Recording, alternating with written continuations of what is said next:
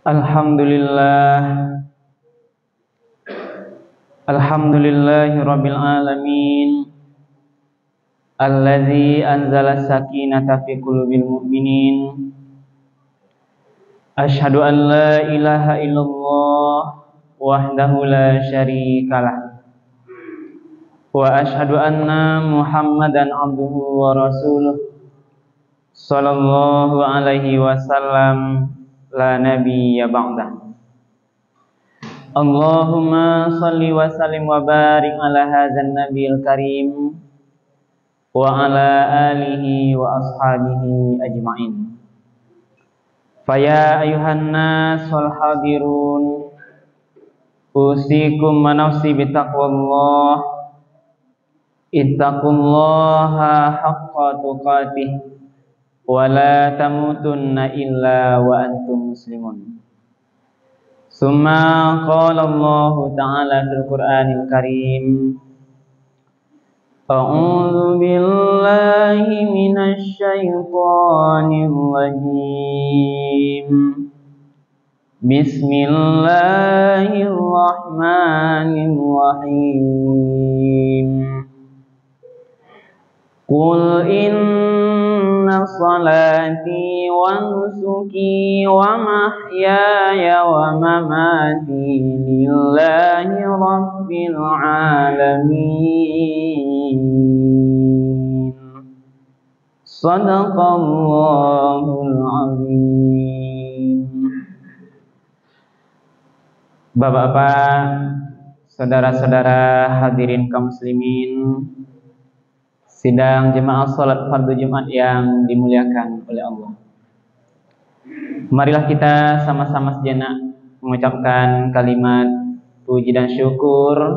Alhamdulillahi rabbil alamin. Segala puji bagi Allah Tuhan semesta alam, karena pada siang Jumat ini kita bersama-sama masih diberikan nikmat kesehatan, diberikan nikmat kesempatan, juga nikmat kemudahan sehingga kita masih bisa melanjutkan ibadah sholat fardu Jumat kita secara berjamaah di masjid yang sama-sama kita cintai ini. Kemudian salawat beriring salam kita doakan kepada Allah, semoga disampaikan kepada Nabi kita Nabi Muhammad sallallahu alaihi wasallam yang telah meninggalkan Al-Quran dan Sunnahnya sebagai pedoman hidup kita bersama. Mari hadirin kaum muslimin, kita selalu istiqamah menjadikan peninggalan Rasul tersebut, Al-Quran dan Sunnahnya itu, dalam menjalani seluruh aktivitas kita. Apapun yang kita lakukan, dimanapun kita melakukannya, kapanpun waktunya, jangan sampai kita terlepas dari panduan Al-Quran dan Sunnah Rasul. Kalau kita lepaskan, kita lalai hadirin kaum muslimin, kita pasti tersesat dalam menjalani kehidupan ini.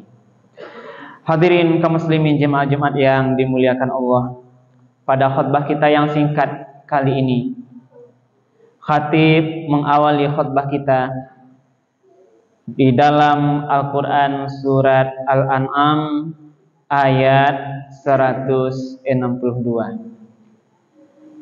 Ayat ini termasuk bagian doa iftitah yang terus kita baca dalam sholat kita. 5 kali sehari semalam kita baca ayat ini di bagian ibadah sholat kita.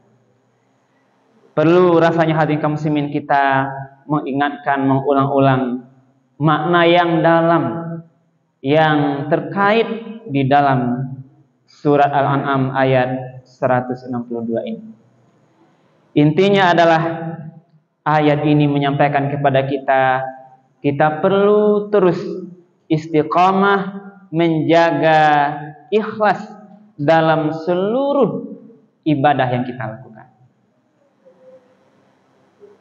Kita berharap hadirin kaum muslimin nanti di akhirat semua amal-amal yang kita lakukan, amal soleh, kebaikan-kebaikan, ibadah-ibadah, derma kita, dan segalanya itu kita nanti berharap di akhirat dijadikan amal pahala yang bisa kita terima, yang bisa kita hitung untuk modal kita masuk surga nanti di akhirat.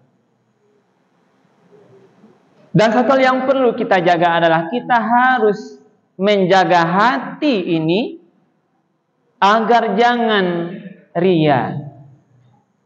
Harus kita jaga dalam seluruh ibadah kita ini ikhlas semata-mata lillahi ta'ala.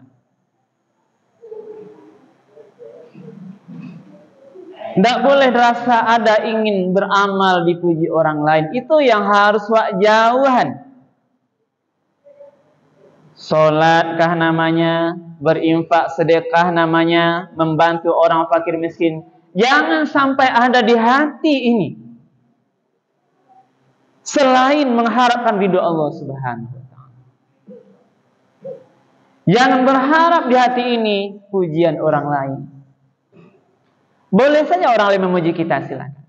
Tapi jangan kita harapkan dengan amal yang kita lakukan untung-untung orang bakal memuji Allah, mengagungkan kita, menyanjung kita. Kalau si fulan iko ini itu dan sebagainya. Karena itu yang kamu muslimin di khutbah kita yang sekarang ini, khatib ingin menyampaikan ada sebuah riwayat oleh Imam Ahmad juga dari Imam Muslim dalam redaksi yang intinya adalah ada 3 golongan orang yang berjihad, orang yang berilmu, orang yang bersedekah, ketiga-tiganya masuk neraka diseret oleh malaikat. Kenapa demikian? Ini terkait dengan hatinya yang tidak bisa dia jaga, beribadah murni lillahi ta'ala. Berarti pakar hati ini hadirin kaum muslimin, yang tahu hanya Allah. Tidak bisa manusia menilai pasti seseorang ini baik, dia beramal apakah ikhlas atau tidak. Tidak bisa nampak dia yang zahir saja gitu. Kau bantuannya betul-betul ikhlas, belum tentu hadir. Sebab kalau kita lihat dalil-dalil bicara bagaimana mulianya jihad mati syahid, gadang pahalanya. Bagaimana mulianya orang berilmu yang memberikan ilmu pada orang lain, mengaji pada orang lain, ini besar pahalanya. Bagaimana besarnya pahala bersedekah, berderma bagaikan dia 1 biji benih, nanti tumbuh 7 tangkai, masing tangkai ada 100 biji, 700 kali lipat bahkan lebih. Itu secara zahir. Ternyata ada aspek lain hadirin kaum muslimin, keikhlasan hati. Bahkan hadis ini menyatakan Rasul tidak mungkin orang yang mati syahid dalam pandang kita manusia, orang yang berilmu mengajar mengaji pada orang lain, orang yang suka bersedekah berderma itu masuk neraka, tidak mungkin. Tapi ini hadis menyampaikan. Gimana ceritanya? Nanti di akhirat ada 3 golongan ini yang merasa bangga, pede dia menghadap Allah. Rasul-rasulullah masuk sarugol, kan dia merasa dia mati syahid. Maka datanglah yang pertama ini, golongan orang yang mati syahid ini, yang katanya mati syahid, yang beramal berjuang berjalan bersama jalan Allah, dia menemui Allah. Lalu disampaikan kepadanya orang yang berjihad mati syahid ini terhadap nikmat-nikmat yang telah dia nikmati di dunia. Lah banyak nikmat diberikan Allah. Dia akui bahwa Allah telah memberikan banyak nikmat kepadanya. Lalu Allah tanya, wahai fulan, dengan banyak nikmat yang telah aku berikan itu, sekarang coba sampaikan, coba kau hadapkan kepadaku amalan apa yang telah kau perbuat yang pendapatmu adalah yang bisa kau hadirkan padaku. Lalu apa kata orang yang mati syahid ini? Wahai Allah, dengan seluruh nikmat yang kau berikan, maka hari ini aku menyampaikan padamu ya Allah, bahwa aku telah berjuang di jalanmu sehingga aku gugur mati syahid. Lalu apa kata Allah dalam hadis ini? Engkau berbohong. Engkau berdusta. Bahwa engkau berjuang mati bukan mati syahid karena aku. Tapi engkau berjuang berperang fisabilillah kata engkau itu bersama Rasul karena engkau ingin dianggap sebagai orang yang pemberani. Dan itu sudah engkau dapatkan di dunia. Si fulan pemberani matinya syahid. Berjuang dengan Allah. Hatimu tidak engkau jaga lillah hanya karena aku, maka engkau berbohong. Lalu diperintahkan malaikat seret dia masuk ke dalam neraka. Lalu diambil orang yang menganggap tadi mati syahid itu, dimasukkan oleh malaikat ke dalam neraka. Karena Allah yang tahu hatinya, hadirin. Lalu yang kedua, datang orang yang berilmu, bahkan dia menghafal Al-Quran, mengajarkan Al-Quran pada orang lain. Ketika ditanya Allah disampaikan, sudah banyak nikmat dunia yang kau terima, maka hari ini coba sampaikan, kemana kau gunakan nikmat itu? Lalu orang ini menjawab, wahai ya Allah, dari semua nikmat yang telah kau berikan padaku di dunia dulu, aku belajar menuntut ilmu dengan sungguh-sungguh. Aku ajarkan ilmu kepada orang lain. Aku pelajari Al-Quran, aku ajarkan pada orang lain. Lillah karena engkau ya Allah. Apa kata Allah? Persis sama dengan yang tadi. Engkau berdusta. Engkau berbohong. Engkau menuntut ilmu bukan karena aku, tapi karena ingin disebut alim, ulama. Engkau mengajar orang lain, mengaji, membaca Al-Quran, bukan karena aku, tapi karena ingin disebut sebagai seorang yang qari atau qari'ah. Dan engkau sudah dapatkan di dunia predikat alim, predikat qari, qari'ah di dunia. Hari ini kau harus masuk neraka. Diperintahkan malaikat, ambilnya orang, seret masukkan ke neraka. Ini orang alim. Yang terakhir, orang kaya yang diberi kelebihan harta, banyak hartanya, banyak uangnya. Lalu disampaikan nikmat oleh Allah pada dia, betul. Wahai Allah, aku telah terima banyak nikmat, banyak harta, uang, sebagainya. Ditanya oleh Allah, kemana kau gunakan hartamu? Apa katanya? Persis dengan yang tadi.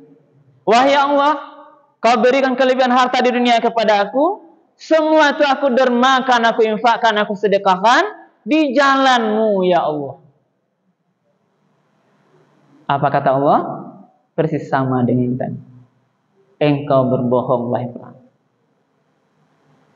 Kau berinfak, bersedekah, berderma untuk yang lain, bukan karena aku, tapi karena engkau mau disebut sebagai orang kaya yang dermawan. Si fulan yo sampiang kayonya, infaknya banyak, kasurau contoh. Oh, dianggap orang kaya yang dermawan. Dan itu sudah dia dapatkan di dunia. Tapi Allah ternyata tidak ridho dengan dia. Diperintahkan malaikat, seret dia masuk neraka. Ketiga-tiganya orang yang di dunia kita anggap mulia, orang yang berjihad mati syahid, yang berilmu mengajarkan agama, orang yang berinfak sedekah, ketiga-tiganya dalam hadis Imam Ahmad dan Imam Muslim ini dimasukkan ke dalam neraka. Di mana intinya hati kaum muslimin? Terletak di hatinya yang tidak bisa dilihat ini. Karena itulah kita tentu tidak ingin seperti ini hati kaum muslimin. Maka mari kita jaga keikhlasan dalam seluruh ibadah kita. Maka inilah pesan ayat di dalam surah Al-An'am 182 itu. 162 ini.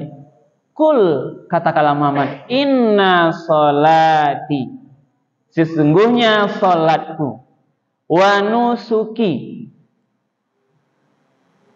amal-amal kebaikanku, pengorbananku, wa mahyaya, bahkan hidupku wa mamati lillahi rabbil alamin. Karena Allah hanyalah lillah, untuk Allah, Tuhan semesta alam. Hadirin jemaah-jemaah yang dimuliakan Allah, mari khatib menghimbau diri khatib sendiri juga seluruh jemaah. Dimensi keikhlasan ini perlu kita jaga. Jangan sampai kita beramal yang kita anggap baik, kita anggap soleh, amal soleh, ternyata tidak diterima oleh Allah karena kita bukan mengharapkan ridho Allah. Kita beramal, jangan sampai kita terlena dengan pujian orang lain. Karena amal kita ini tidak perlu pujian orang lain. Tidak perlu dapat disanjung orang lain hakikatnya. Dan tidak perlu kita sampaikan orang lain pun tahu dengan amal kita. Karena dengan tahunya atau disampaikan itu, bahkan ini yang menjadi penyebab kita payah menjaga hati dari ria bekobi. Kalau lah ada rasa ria amal awak, habis sadonya. Juga Al-Quran menyatakan di sebagai penutup khutbah kita di dalam Al-Baqarah ayat 264.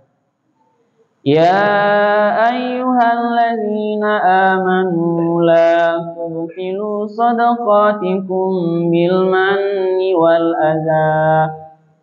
Wahai orang-orang beriman, jangan engkau hapuskan, engkau hilangkan atau engkau batalkan pahala sedekahmu. Yang pertama dengan menyebut-nyebutnya, yang kedua dengan menyakiti hati orang yang kau beri sedekah. Kalladzi yunfiqu malahu ria'an nas. Orang yang model itu sama dengan ria beramal pada manusia. La yu'minu billahi wal yaumil akhir. Wa la yu'minu billahi wal yaumil akhir. Mereka tidak beriman pada Allah dan hari akhir. Maka bagaimana perumpamannya? Famasaluhu, orang yang seperti itu, kamasali safwanin alaihi turab. Diumpamakan dengan sama dengan batu licin yang di atasnya ada debu. Fa asabahu wabilun. Lalu datang hujan lebat. Hujan lebat menimpa debu yang dianggap amal tadi di atas batu cintanya. Fatarakahu solda. Maka debu itu habis semuanya, jatuh ke bawah licin tanpa tersisa sedikit pun. Inilah gambaran orang yang beramal kalau dia ria. Lalu bagaimana? La yaqdiruna ala syai'im mimma kasabu. Nanti di akhirat dia tidak berkuasa terhadap amalnya itu lagi. Tidak bisa diminta kepada Allah. Wahai Allah, mana dulu pahalaku memberikan 100 kotak keramik untuk masjid? Kok tidak ada sekarang? Ya hilang. Kenapa? Karena dia ria. Dia berinfak sedekah itu ingin dipuji orang lain. Tidak nampak hadirin kaum muslimin. Inilah yang perlu kita jaga. Mudah-mudahan hadirin kaum muslimin jemaah Jumat, hati kita ini bisa terjaga dari sifat ria. Mari kita murnikan, mari seluruh apapun yang kita lakukan, seluruh ibadah yang kita laksanakan, hanyalah berharap pahala dan ridho dari Allah Subhanahu wa ta'ala saja. Jangan berharap pujian sanjung orang lain, karena yang menilai ibadah kita bukan manusia, tapi Allah Subhanahu wa ta'ala. Mudah-mudahan bermanfaat, berbanyak maaf, fa'tabiru ya ulil absar la'allakum turhamun.